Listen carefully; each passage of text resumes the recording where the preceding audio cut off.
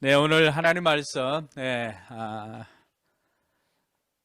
짧게라도 나누도록 하겠습니다. 하나님 말씀 디모데후서 2장 1절로 2절 말씀입니다. 디모데후서 2장 1절로 2절 말씀.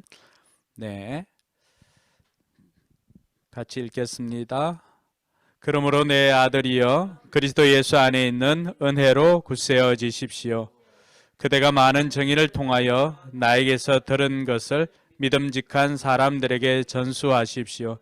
그리하면 그들이 다른 사람들을 또한 가르칠 수 있을 것입니다. 아멘.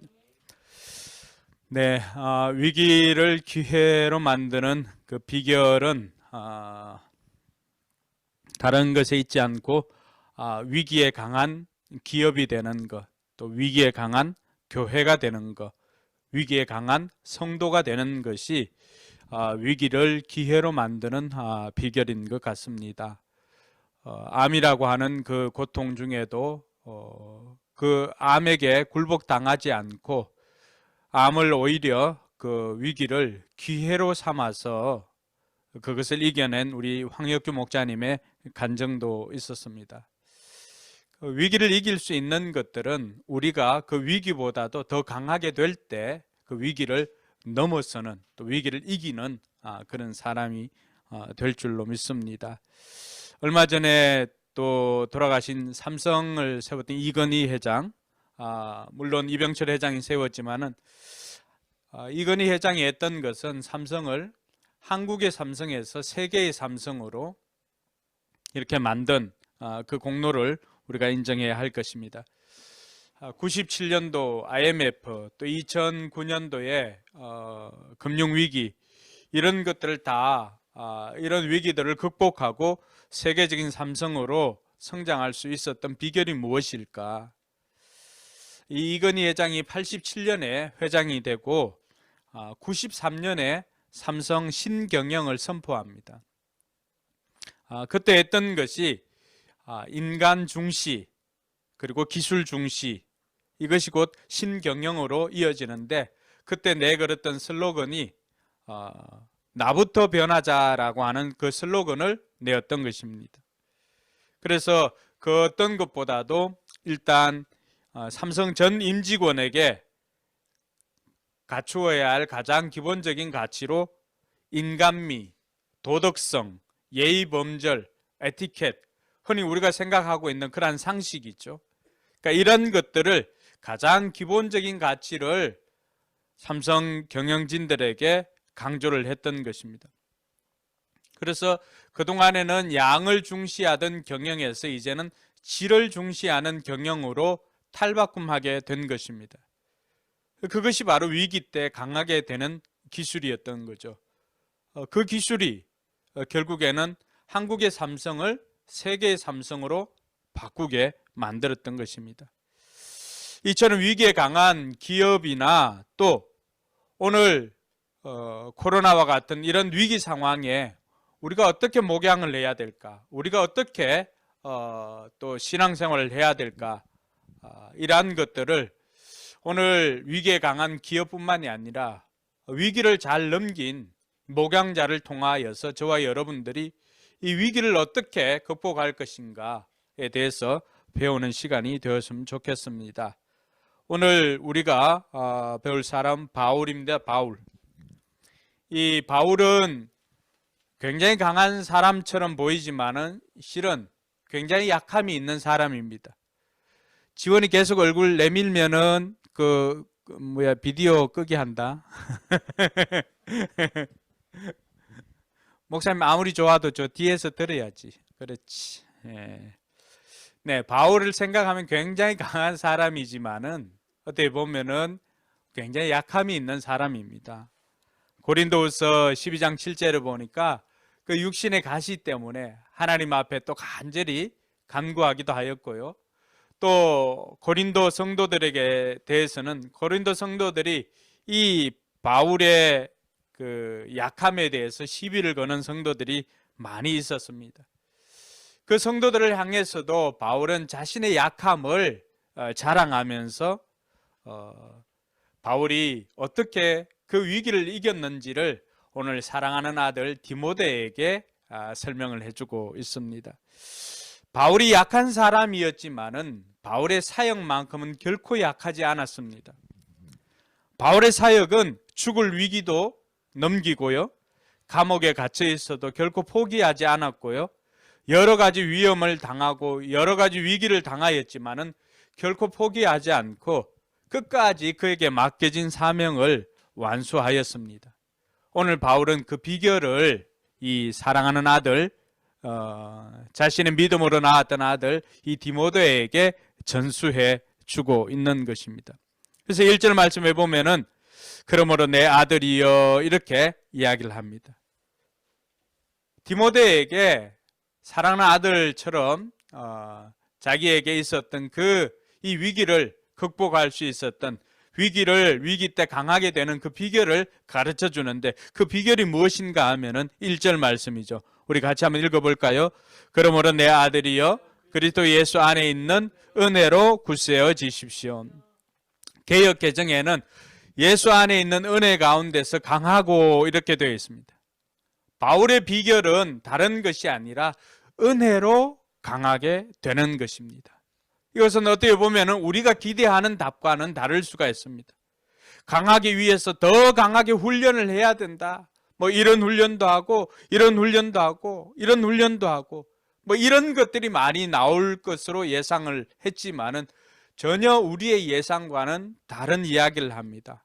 강하기 위해서 더 강하게 제자 훈련을 하든지 성경 백독을 하든지 기도 10시간을 하든지 이런 것이 아니라 바울이 가르쳐주고 있는 비결은 은혜 안에 있을 때 강하여진다는 것입니다. 할렐루야. 옆 사람에게 한번 그렇게 인사합시다. 은혜 안에 있을 때 강하여집니다. 네. 이 비결을 알기까지는 굉장히 힘들지만 알고 보면은 좀 시시할 수도 있습니다. 그런데 그것이 결국 비법이었다라고 하는 것을 바울이 가르쳐주고 있습니다. 우리가 잘 알고 있는 이 필립 얀시라고 하는 작가가 이 하나님의 은혜에 대해서 이렇게 말합니다. 우리가 아무리 깊이 가라앉았어도 하나님의 은혜는 거기까지 찾아온다. 동시에 은혜는 우리를 그 자리에 두지 않고 새로운 고지로 이끈다라고 하나님의 은혜를 그렇게 표현을 했습니다. 우리가 아무리 실패해서 그 깊은 나락에 이렇게 떨어져 있어도 하나님의 은혜는 거기까지 찾아오신다는 것입니다. 찾아오시는 은혜지요. 찾아오시는 은혜. 우리가 아무리 힘들어서 낙심하고 있는 그 상황에도 여러분 지금이 그런 위기라고 한다면, 지금이 그런 바닥을 치고 있는 때라고 한다면은 그럼에도 불구하고 낙심하지 말 것은 거기까지 찾아오시는 것이 하나님의 은혜라고 하는 것입니다. 할렐루야. 우리의 실패의 현장, 우리 낙심의 현장, 그 자리에 찾아오셔서 우리를 만나주시고 더 중요한 것은 찾아오실 뿐만이 아니라 우리를 그 자리에서 세워서 높여주시는 하나님이심을 경험하는 저와 여러분들이 되기를 바랍니다. 이처럼 위기라고 하는 것은 우리의 약함이 은혜를 만나는 순간 강해진다라고 하는 사실입니다. 우리가 알고 있는 강함이라고 하는 것은, 강하다라고 하는 것은 환경이나 스펙이 아닙니다. 우리가 알고 있는 이 은혜, 우리가 강하여진다라고 했을 때 그 강하여짐은 외적인 환경이나 스펙이 아니라 은혜 안에 있을 때 우리가 강하여진다는 사실을 깨닫고 날마다 하나님의 은혜 가운데 거하는 저와 여러분들이 되기를 주님의 이름으로 축원합니다. 이것은 바울의 고백만이 아닙니다. 데니스 저니건이라고 하는 찬양 사역자가 있습니다. 이 데니스 저니건은 우리가 알고 있는 약할 때 강함 대신에라고 하는 그 찬양 작사 작곡을 한 찬양 사역자입니다. 이 데니스 저니건이 아주 어릴 때 공중 화장실에서 한 남자에게 성추행을 당합니다. 그 이후로 데니스 저니건은 이 동성애에 대한 관심을 가지기 시작했습니다. 그는 사탄이 또 그의 기억 속에 이렇게 들어와서 속삭입니다. 야, 그 사람이 성추행한 것은 네가 매력이 있기 때문이야.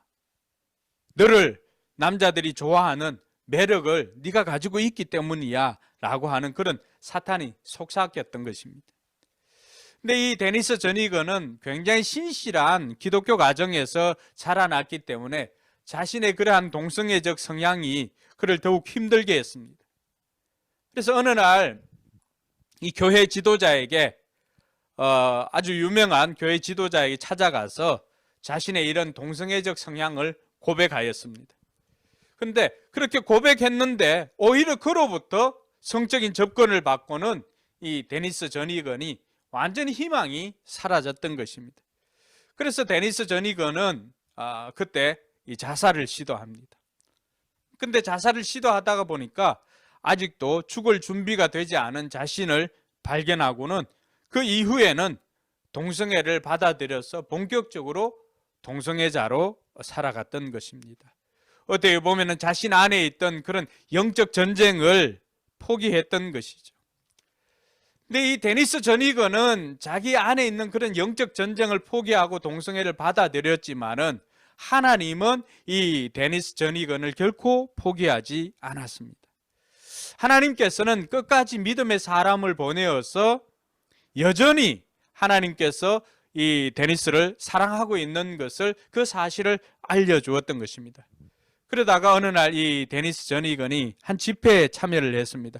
그 집회에서 어떤 이야기를 듣냐 그러면 하나님은 그런 당신을 여전히 사랑하고 있습니다 라고 하는 이런 예언과도 같은 말을 그 자리에서 듣게 되었던 것입니다. 자기가 포기한 자신, 자기 자신도 자기를 포기하고 이렇게 살아가고 있는데 하나님께서는 포기하지 않고 여전히 자기를 사랑하고 있다는 그 사실을 듣고는 굉장히 충격을 받았습니다. 그리고 하나님께서 자신을 일으켜 주신다는 사실을, 일으켜 주기를 원한다는 사실을 알고는 큰 충격에 빠지고는 그 순간에 예수님께서 십자가에 달릴 때 수많은 죄와 함께 자신의 동성애 죄도 함께 그 자리에 있었다는 사실을 알게 됩니다. 아무리 회개해도 용서받을 수 없다고 생각해서 포기한 싸움이었지만은 자기는 예수님께 버림받은 사람이라는 죄책감에서 벗어나서 그 모든 죄를 예수님께서 용서해 주셨다는 사실을 깨닫게 됩니다. 그리고는 그 순간에 자유와 해방을 느낍니다. 그리고 그 순간에 어떤 음성이 들렸냐 하면은 성령님의 음성이 그에게 들렸습니다. 나오너라, 나오너라.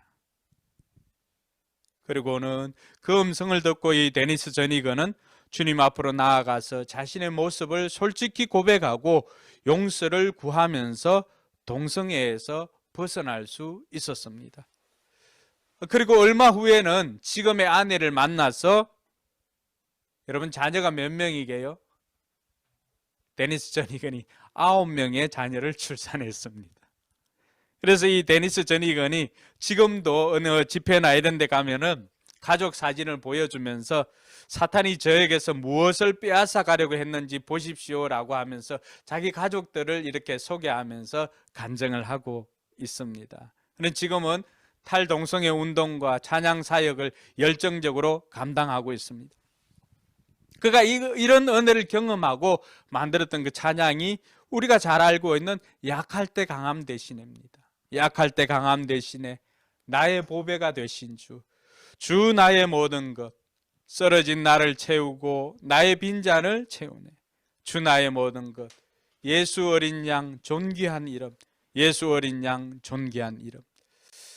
여러분, 이 데니스 전이건이 이렇게 자신의 그 동성애 그 죄 가운데서 나올 수가 있었던 것도, 그는 이 위기에서 자신을 포기하지 않고 그 자리에까지 찾아와서 만나주시는 그 하나님을 만나는 경험을 하고 그의 약함이 은혜를 만났을 때 결국 강함으로 바뀌게 되었다는 것을 자기 삶을 통해서 간증해 주고 있는 것입니다.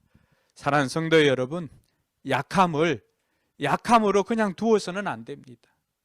자신의 연약함을 그 약함으로 그냥 버려두는 것이 아니라 하나님께서 우리에게 원하는 것은 우리의 약함을 그냥 버려두시는 것이 아니라 우리의 약함이 하나님의 은혜를 만나서 강함으로 나아가길 원하고 있다는 사실입니다.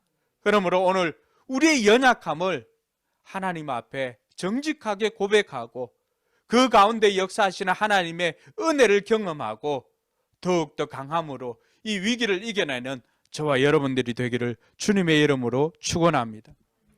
그렇다면은 이처럼 은혜를 경험하는 사람, 누가 이런 은혜를 경험하고 누가 이런 은혜를 누리게 되는 것입니까? 오늘 1절 말씀해 보니까 그 은혜가 어디에 있습니까? 예수 안에 있는 은혜, 이렇게 표현하고 있습니다. 그리스도 예수 안에 있는 은혜로 굳건해 주십시오, 이렇게 되어 있습니다. 그 은혜가 어디에 있다는 것입니까? 예수 그리스도 안에 있다라고 하는 것입니다. 할렐루야. 그 바울이 사용하고 있는 단어, 그 n이라고 하는 헬라어 n, 그것이 뭐뭐 안에 이런 표현이거든요. 전치사. 그러니까 성령 안에, 그리스도 안에, 하나님 안에, 은혜 안에, 이런 표현이 바울의 표현인데 누가 은혜를 누리나? 예수 안에 있는 사람이 하나님의 은혜를 누리는 것입니다. 여러분, 은혜는 자연적인 것이 결코 아니라 주어진 것입니다. 동의하십니까? 예, 은혜는 자연적인 것이 아닙니다. 주어지는 것입니다. 예수 안에 있는 사람에게 예수 그리스도께서 주시는 것이 은혜인 것입니다. 그러므로 오늘 저와 여러분들이 이 예수 그리스도 안에 머물면서 예수 그리스도 안에 있는 그 은혜까지도 누리는 저와 여러분들이 되기를 바랍니다. 예수 안에는요, 구원도 있고요, 예수 안에는 은혜도 있고요, 예수 안에는 은사도 있고요, 예수 안에는 선물도 있고 예수 안에는 능력도 있는 줄 믿으시기 바랍니다. 이 모든 것들이 그리스도 예수 안에 있는 사람에게 주어진 선물인 것들을 기억하고 오늘도 저와 여러분들이 예수 그리스도 안에 머물기를 힘쓰는 저와 여러분들이 되기를 바랍니다. 둘째로 이 은혜를 누가 누리는가? 고린도전서 15장 10절에 보니까 바울이 자신의 삶을 이야기를 하면서 그러나 나는 하나님의 은혜로 오늘의 내가 되었습니다. 나에게 베풀어 주신 하나님의 은혜는 헛되지 않습니다. 나는 사도들 가운데 어느 누구보다도 더 열심히 일하였습니다. 그러나 이렇게 한 것은 내가 아니라 나와 함께 하신 하나님의 은혜입니다 라고 말합니다. 바울의 고백처럼 오늘날 내가 이 자리에 있게 된 것, 내가 아니라 하나님의 은혜였다라고 하는 것을 고백하는 것은 은혜를 알고 감사하는 사람이 누리는 것이 바로 은혜라고 하는 것을 우리가 알 수 있습니다. 우리 황혁규 목사님 우리에게 간증해 주었는데 그 계속해서 간증을 듣는 동안에 애쓰는 모습이 보입니까? 자기가 드러날까 봐, 자기가 드러나지 않고 이 모든 일이 내가 잘나서 내가 한 것이 아니라 이 모든 일을 행하신 분은 하나님이심을 드러내기 위해서 애쓰시는 그 모습이 느껴지지 않았습니까? 여러분, 그렇게 은혜를 알고 감사하는 인생에게 하나님께서 계속해서 베풀어 주시는 것이 은혜인 것을 믿으시기를 바랍니다. 오늘 저와 여러분들이 이 자리에서 예배드리고 여러분들이 가족과 함께 건강하게 그 자리에서 예배드리고 이런 모든 것들은 그냥 되어진 것이 아니라 하나님의 은혜로 우리에게 주어졌다라고 하는 사실입니다. 그러므로 저와 여러분들은 이것이 하나님의 은혜인 것을 깨닫고 큰 것이 아니라 사소한 작은 것부터라도 감사하는 저와 여러분들이 되기를 바랍니다. 우리 황 목자님 간증에도 있었지만은 그렇게 큰 것이 아니라 작은 그 감사를 나누고 또 맛있는 거 먹을 때 생각나서 감사하고 당신이 내 VIP고 친구라서 감사하고 이런 사소한 것까지도 우리가 감사를 고백하다 보면은 큰 것이 아니라 우리 일상 가운데 주어진 것들이 얼마나 감사한 것인가를 깨닫게 되는 것이죠. 이런 은혜를 알고 감사하는 사람이 누리는 것이 하나님의 은혜라고 하는 사실입니다. 사랑하는 성도 여러분, 그러면 이런 은혜를 예수 안에 있는 사람이 얻게 되고 은혜를 알고 감사하는 사람이 누리게 된다라고 한다면 이 은혜를 어떻게 받을 수가 있습니까? 예수 안에 있는 은혜를 우리가 어떻게 받을 수가 있을까요? 히브리서 4장 16절이 그 비결을 가르쳐주고 있습니다. 우리 히브리서 4장 16절 같이 한번 읽겠습니다. 시작. 그러므로 우리는 담대하게 은혜의 보좌로 나아갑시다. 그리하여 우리가 자비를 받고 은혜를 입어서 제때 주시는 도움을 받도록 합시다. 아멘. 여러분, 하나님께서 예수 그리스도 안에 있는 은혜를 누리기를 원한다면 그 은혜의 보좌 앞으로 나와야 된다라고 이야기를 합니다. 여러분, 데니스 전이건도 마찬가지였죠. 성령님께서 나오느라 라고 하는 그 음성을 듣고 자신은 그 죄악된 가운데서 나올 수가 있었고 그 약함이 은혜를 만나는 순간은 은혜의 보좌 앞으로 나오는 순간입니다. 은혜의 보좌 앞으로 나오는 순간에 우리의 약함이 은혜와 만나게 되는 거죠. 이 전문 용어로 뭐라 그래요? 아다리라 그러죠. 아다리가 딱 맞는 거죠. 그래서 이런 은혜가 우리의 약함과 만나기 위해서는 우리가 은혜의 보좌 앞으로 나아가야 합니다. 약함을 가지고 있는 우리가 은혜의 보좌 앞으로 나아가는데 왜 담대함이 필요합니까? 여러분, 우리의 약함을 가지고 정직하게 고백하기 위해서는 용기가 필요합니다. 뿐만 아니라 이때 당시는 성소 휘장이 이렇게 쳐져 있기 때문에 성소와 지성소가 나누어져 있었지 않습니까? 그러다 보니까 1년에 한 차례 대제사장들이 들어갔다가 그것도 하나님의 뜻대로 서 있지를 못하면 죽어버리기 때문에 지성소 안에 들어가서 하나님을 만나는 것은 곧 자신의 생명을 내놓고 나가는 것입니다. 그런데 예수님께서 십자가에 달려 죽으실 때 어떤 현상이 생겼습니까? 온 세상이 캄캄해질 뿐만 아니라 그 성소와 지성소를 막고 있던 그 휘장이 찢어졌던 것입니다. 그러니까 성소와 지성소에 그 막아놓았던 장애가 없어진 것이죠. 그래서 이제는 누구라도 은혜의 보좌 앞으로 나오면은 예수 그리스도로 말미암아서 우리가 은혜를 받게 된다라고 하는 것을 주님께서 보여주시는 것이죠. 대제사장이신 예수님께서 자신의 몸을 직접 십자가에 못 박아 죽음으로 말미암아서 하나님과 우리와의 그 관계에 막혔던 그 관계담이 다 허물어졌던 것입니다. 그래서 우리가 은혜를 받기 위해서는 우리의 약함을 가지고 은혜의 보좌 앞으로 나아가서 하나님의 은혜를 대면하는 그 순간, 그 자리에서 우리의 모든 것들이 우리의 약함이 강함으로 바뀌어지는 줄 믿으시기 바랍니다.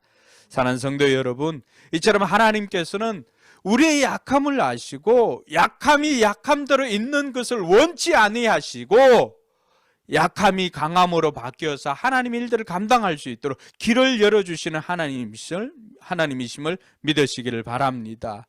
그러면 저와 여러분들이 이 은혜를 받고 우리가 어떻게 살아야 할 것인가? 2절을 같이 한번 읽도록 하겠습니다. 그대가 많은 증인을 통하여서 나에게서 들은 것을 믿음직한 사람들에게 전수해 주십시오. 그리하면 그들이 다른 사람들을 또한 가르칠 수 있을 것입니다. 우리가 은혜를 받아서 굳세게 되는 것이 목적이 아닙니다. 하나님께서 우리가 은혜를 받고 뭘 하라고 말씀해 주십니까? 첫째는 복음을 전하는 것입니다. 오늘 황혁규 목사님이 계속해서 자신이 이렇게 고침받고 또 자신이 그 병 중에서도 포기하지 않고 행하였던 것이 무엇입니까? 하나님께서 자기에게 맡겨준 그 일을 위해서 VIP를 만나고 VIP에게 또 하나님께서 행하였던 것들을 나누어 주고 하는 그 일들을 통하여서 이 복음이 증거되어지도록 했다는 것입니다. 관계를 맺고 믿음직한 사람들에게 복음을 전하는 것, 이것이야말로 우리가 은혜를 경험한 사람들이 하는 것임을 알 수가 있습니다. 말씀에도 보면 그대가 많은 증인을 통하여서 나에게서 들은 것, 뭘 들었던 거예요? 디모데가 바울을 통해서 뭘 들었습니까? 복음을 들었던 것이죠. 복음. 그 복음을 어떻게 합니까? 이제는 믿음직한 사람들에게 전수해 주라고 하는 것입니다. 여러분, 제자는 어떤 사람입니까? 스승에게 배워서 또 다른 사람들에게 그것을 전수해 주는 사람이 제자인 것입니다. 그렇게 하기 위해서는 먼저 우리가 복음을 듣고 그 복음을 전하는 것입니다. 둘째로 가르쳐 주는 것은요, 우리로 하여금 제자를 만들어야 된다라고 하는 것을 가르쳐 주고 있습니다. 여러분, 은혜 받아서 굳세게 되는 것이 목적이 아닙니다. 바울이 은혜 안에 은혜로 굳세어지십시오 하고 말씀을 마친 것이 아니지요. 은혜로 굳세어지고 난 다음에 뭘 해야 됩니까? 그대가 많은 정의를 통해서 나에게서 들은 것을 믿음직한 사람들에게 전수해 주라고 하는 것입니다. 그러면은 그 사람들이 어떻게 합니까? 그러면은 그 사람들이 또 다른 사람들을 가르칠 것입니다 라고 말하고 있습니다. 제자가 또 제자를 만들고 그 제자가 또 제자를 만드는 것입니다. 목장에서도 마찬가지죠. 목장이 또 다른 목자를 세워서 분가를 하면 또 그 목자에서 또 부흥이 일어나고 또 다른 목자를 세워서 분가를 하고 하는 이런 제자가 제자를 만드는 이런 사명들이 은혜로 강하여진 사람들이 해야 할 일임을 가르쳐주고 있습니다.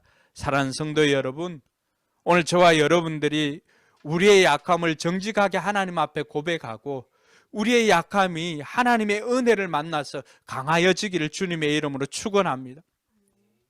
그렇게 우리가 강하여진 사람이 되어서 저와 여러분들에게 주신 그 복음을 우리가 만나는 VIP들, 우리가 관계 맺기를 하는 그 사람들에게 이 복음을 전하는 사람들이 되기를 소망합니다. 그래서 저와 여러분들을 통해서 또 다른 제자들이 세워지고 또 그 사람들을 통해서 또 다른 제자들이 세워지는 이러한 것들을, 이러한 하나님의 일하심을 보는 저와 여러분들이 되기를 주님의 이름으로 축원합니다. 위기 때 강하게 사는 비결, 그것은 강하게 훈련하는 것이 아니라 바로 이처럼 우리의 약함이 하나님의 은혜를 만나서 강하여지는 것입니다. 이번 한 주간도 이런 하나님의 은혜를 경험하는 저와 여러분들이 되기를 바라고, 이 하나님의 은혜로 2020년을 잘 마무리하시고 2021년도 하나님의 은혜로 달려가는 우리 포커스 교회 모든 성도들이 되기를 주님의 이름으로 축복합니다.